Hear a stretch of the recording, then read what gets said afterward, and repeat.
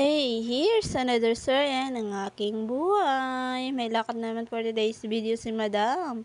Yes, para hindi tayo habang buhay tambay. Yes, kailangan natin maghanap ng mga kain B. Kailangan natin magsuporta B. Hindi tayo pwede maging tambay. Di uso sa Pinas yan. Kapag tambay ka, ibig sabihin palamunin ka. Diba? So, but anyway, yes, here in Manila, naghanap ako, nag-apply ako. And yun, nakarating pala ako na Maynila kung saan. Kasi halos naikot ko na yung buong Las Piñas, to Pasay. Now, sa Manila naman ako. Pero yun, nakaschedule ako for interview dyan. And bad to say, hindi naman ako nakapasa. And until now, masa pa rin kasi baka may vacant space. Pero no, di ba? Hanap tayo ng iba. Kapag the more chances kapag pwede tayo mag-apply kahit saan. Diba? So anyway, the friend that I have with now is Gwen again. Yun, nakita nyo naman sa ibang mga vlogs ko, kasama ko na si Gwen, one of my best friend. And we go to the Luneta Park the last time, na-upload ko na kasama siya. And the other one is, it's a Gwen friend when I think high school pa siya.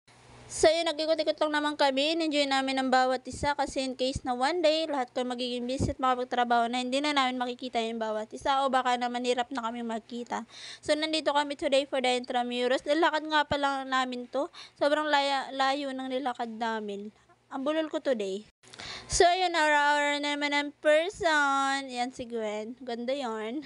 Char. So napakaganda talaga na Intramuros today, lalo na yung nakikita niyo sa picture. Sa video, ayan. Smile pa, B. Okay, next naman kami. Ayan, si Sandra nga pala yung kasama ko na naka-pink din katulad ko. Maganda yung person na yan, B. Mabait din naman siya. And next kami naman ni Gwen. Ngayon talaga sasalitan tayo, B. Wala tayong photographer, kaya kalan maning kamo tayo.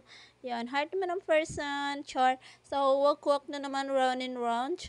Ang sasaya-saya namin dyan. Pakita ko sa'yo kung gaano kami kasaya. Paparinig ko yung boses.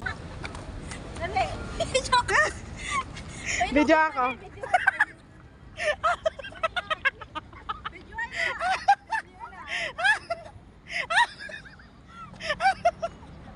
Kasi ganito nangyari, si Sandra nagbibideo sa akin at ako nagbibideo kay Gwen. Walang magbibideo kay Sandra.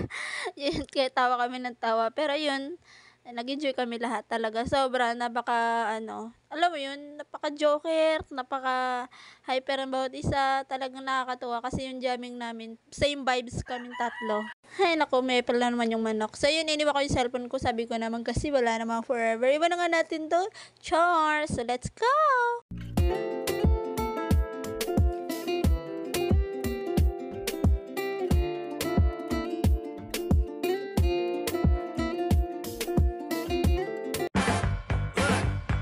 Let me tell you,